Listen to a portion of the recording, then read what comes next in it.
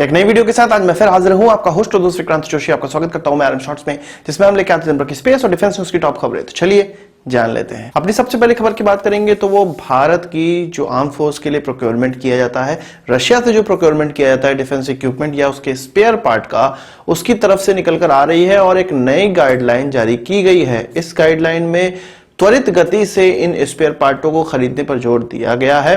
इसकी कुछ प्रमुख बातें हैं, उसको हम लोग थोड़ा समझ लेते हैं। अभी तक हमारे जो प्रोक्योरमेंट होता है आर्म फोर्सेस के लिए, उसमें यह होता है कि यदि कोई सिंगल वेंडर आता है तो उस सिंगल वेंडर से कोई स्पेयर पार्ट या इक्विपमेंट नहीं खरीदा जाता है। इसको अनलॉफुल माना जाता था, जिसके लिए स्पेशल परमिशन लेनी पड़ती थी डिफेंस मिनिस्ट्री से, पर अब इसको अनलॉफुल नहीं माना जाएगा। इसके अलावा भारत और रशिया आपस में स्पेयर को भारत में बनाने के लिए कॉपरेशन कर रहे हैं। कुछ सितंबर में हम लोगों ने एग्रीमेंट साइन होते हुए देखा था, तो इसमें भी थोड़ी चेंजेस की गई हैं। ऐसे लोग जो कि भारत में रशियन सामानों के स्पेयर पार्ट बनाना चाहते हैं, उनको यह जरूरी है कि वो इंपोर्टेड माल से सस्ता माल भारत में बनाएं, यानी कि भारतीय सेना को जो स्पेयर पार्ट उनके द्वारा डिलीवर किया जाए, इस कोलैबोरेशन के द्वारा भारत में निर्माण करने के बाद जो डिलीवर किया जाए वो जो इंपोर्टेड माल है उससे सस्ता होना चाहिए, तभी जाके उनको इस प्रकार की परमिशन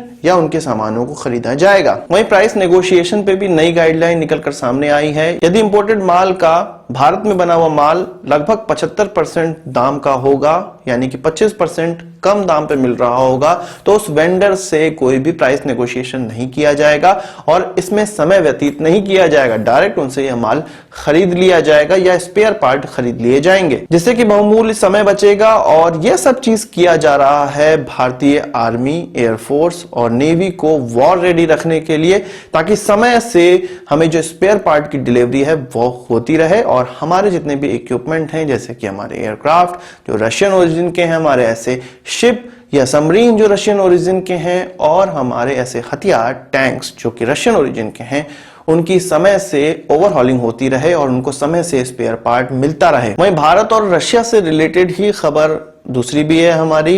ये हम लोग जान रहे हैं कि फिलीपींस को हम ब्रह्मोस बेच रहे हैं, जो कि भारत और रशिया के द्वारा ज्वाइंटली डेवलप किया गया है। और फिलीपींस चाइना का विरोधी देश माना जाता है साउथ चाइना सी एरिया की अगर बात की जाए तो कुछ पत्रकारों ने जब रशियन एम्बेसडर से यह पूछा कि भारत का जो इस प्रकार का प्रोग्राम है या जो भारत और रशिया का ब्रह्मोस को फिलीपींस को बेचने का इरादा है, क्या वो उनके जो चाइना से संबंध है उसको बिगाड़ सकता है, या आगे आने वाले समय में जो हम चाइना के विरोधियों को ब्रह्मोस बेचेंगे तो क्या यह परमिसेबल है रशिया की तरफ से। तो रशिया ने यह कहा कि भारत और चाइना दोनों से ही रशिया का स्ट्रेटेजिक पार्टनरशिप है, कोई भी एलाय नहीं है और ना ही वो चाइना को किसी प्रकार का एलाय बनाना चाहते हैं। तो इसका कोई भी सवाल नहीं उठता कि यह प्रोडक्ट किनको बेचे जा रहे हैं।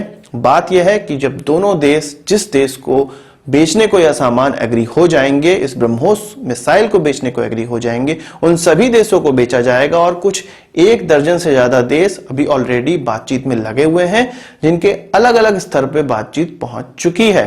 हम जानते हैं कि फिलीपींस अगले ही साल फर्स्ट क्वार्टर या सेकंड क्वार्टर में ब्रह्मोस की डील साइन कर लेगा और अपनी जो डिफेंस सिस्टम उसने स्टैब्लिश किया है, लैंड डिफेंस सिस्टम, वहां पर इसको इंस्टॉल करने का इरादा उसने बनाया हुआ है। बात करें यासेन एम क्लास सबमरीन की, जो कि न्यूक्लियर पावर सबमरीन है और रशिया के द्वारा इसको बनाया जा रहा है।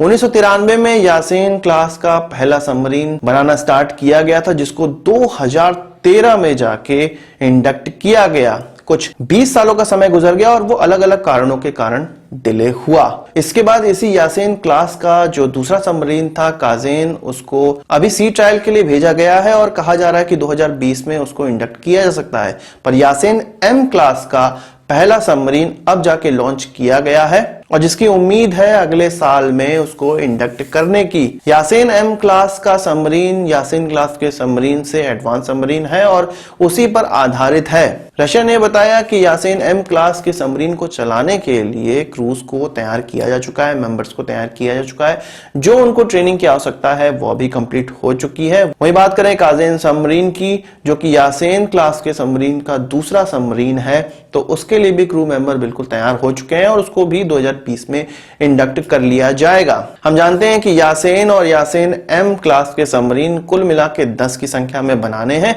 जिसमें से 2 सबमरीन लॉन्च हो चुके हैं, एक इंडक्ट हो चुका है, एक अब इंडक्ट हो जाएगा और ये तीसरा सबमरीन है अगर बात की जाए इन दोनों ही क्लास के सबमरीन को मिलाकर। तो बात करें मिग 27 की, तो भारत और विश्व में अब जो अंतिम मिग 27 बचे हुए हैं उनको भी कल डीकमीशन कर दिया जाएगा, उनकी ये अंतिम उड़ान होने वाली है। 7 संख्या में इस प्रकार के एयरक्राफ्ट रखने वाला जोधपुर एयरबेस का स्कॉर्पियन 29 स्क्वाड्रन कल जाके डीकमीशन हो जाएगा और यह एयरक्राफ्ट भारत में अंतिम एयरक्राफ्ट होने वाले हैं जो कि मिग 27 के नाम से जाने जाते हैं।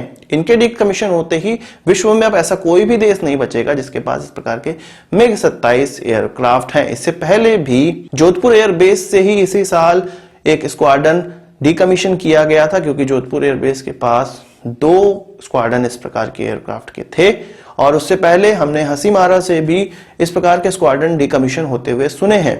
तो अब कल इनकी विदाई वाली उड़ान है, यानी कि मिग 27 अब हमारे एयरफोर्स में इस्तेमाल कल से नहीं होने वाले हैं। आज की इस वीडियो के लिए बस इतना ही। आशा करता हूँ कि वीडियो पसंद आया होगा। आप इसको एक बड़ा थम्स अप जरूर देंगे। इस वीडियो से कोई सवाल सुझाव कमेंट बॉक्स में जरूर लाइएगा। यदि आपने हमारे चैनल को सब्सक्राइब नहीं किया उसे भी कर लीजिए, क्योंकि हम इस प्रकार की वीडियो लाते रहते हैं। नमस्कार, थैंक यू, जय हिंद।